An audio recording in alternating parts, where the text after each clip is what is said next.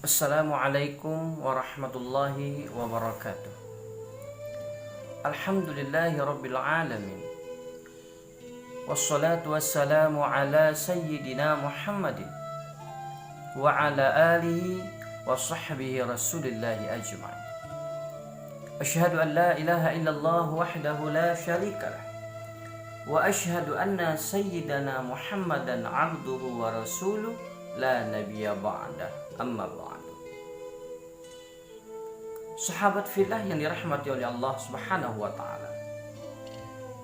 Semoga ibadah puasa yang kita lakukan pada hari yang berbahagia ini diberi kemudahan oleh Allah Subhanahu wa taala, diberi kelancaran oleh Allah Subhanahu wa taala, dan insyaallah semoga diterima oleh Allah Subhanahu wa taala. Amin Allahumma amin. Kemudian salawat dan salam tidak bosan-bosannya kita kirimkan ke pangkuan Nabi besar Muhammad sallallahu alaihi wasallam. Beliaulah yang telah berhasil mengeluar umat manusia dari alam kejahilan, kemusyrikan, ke alam yang penuh dengan ilmu pengetahuan seperti yang kita rasakan pada hari yang berbahagia ini. Sahabat fillah yang dirahmati oleh Allah Subhanahu wa taala. Pada pertemuan yang telah lalu kita telah mempelajari tentang hadis Rasulullah Sallallahu Alaihi Wasallam. Siapa saja yang membaca satu huruf daripada surat Al-Quran, maka Allah Subhanahu Wa Taala akan membalas dengan satu kebaikan. Bahkan Allah Subhanahu Wa Taala akan membalas 10 kebaikan, bahkan gandaan-gandaan balasan daripada Allah Subhanahu Wa Taala. Maka sungguh menyesallah mereka-mereka yang enggan membaca Al-Quran. Maka sungguh sia-sialah mereka yang tidak mau mempelajari Al-Quran. Sedangkan pahala membaca satu huruf dari Al-Quran saja, Allah Subhanahu wa taala membalas satu kebaikan, maka Allah Subhanahu wa taala membalas 10 gandaan pahala. Sahabat fillah yang dirahmati oleh Allah Subhanahu wa taala. Adapun pengajian kita pada hari yang berbahagia ini adalah 5 janji Allah Subhanahu wa taala bagi ahlul Quran. Masya Allah. Ahlul Quran adalah mereka yang mempelajari Al-Quran dan mereka yang mau mengajari Al-Quran. Maka Allah Subhanahu wa taala menjanjikan kepadanya akan 5 janji Allah Subhanahu wa taala bagi mereka yang menjadi ahlul Quran. Sahabat fillah yang dirahmati oleh Allah Subhanahu wa taala. Tetapi sangat sayang, kadang membuat air mata ini menetes. Kadang-kadang membuat hati ini sedih melihat anak-anak pada zaman sekarang ini yang ada di MDA, di madrasah dan TPA hanya anak-anak SD dan TK saja. Mereka yang telah naik ke jenjang SMP merasa malu untuk mempelajari Al-Quran. Nauzubillah. Mengapakah hal ini bisa terjadi, sahabat fillah sekalian? Anak kita merupakan tanggung jawab bagi kita yang kelak akan dipertanggungjawabkan oleh Allah Subhanahu wa taala. Dan anak tersebut apabila kita bimbing ke jalan yang diridhoi oleh Allah Subhanahu wa taala, maka anak yang soleh tersebutlah yang akan membawa orang tuanya ke dalam surga. Amin Allahumma amin. Sahabat fillah yang dirahmati oleh Allah Subhanahu wa taala. Manakah 5 janji Allah Subhanahu wa taala bagi mereka yang ahlul Quran? Yang pertama, bagi ahlul Quran tersebut Allah Subhanahu wa taala berjanji dikategorikan menjadi sebaik-baik manusia. Masya Allah. Sesuailah dengan hadis Nabi Muhammad sallallahu alaihi wasallam. Khairukum man ta'allamal Qur'an wa 'allamahu.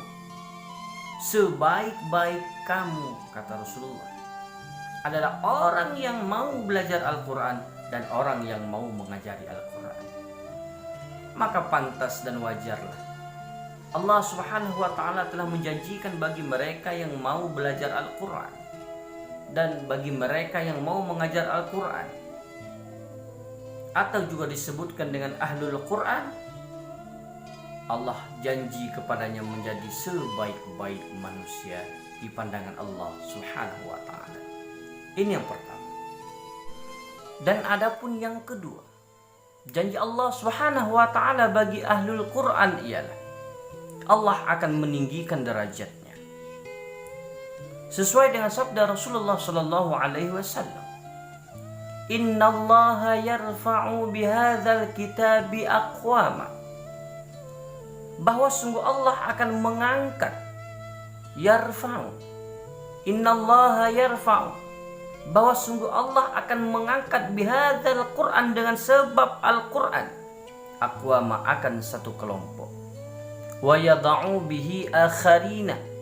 Dan Allah akan menghinakan dengannya Al-Quran bagi yang lainnya.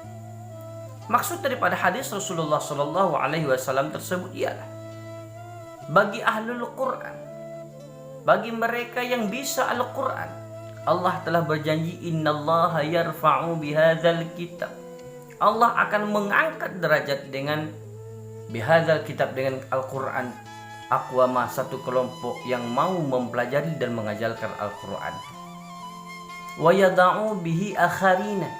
Dan Allah akan menghinakan yang lain.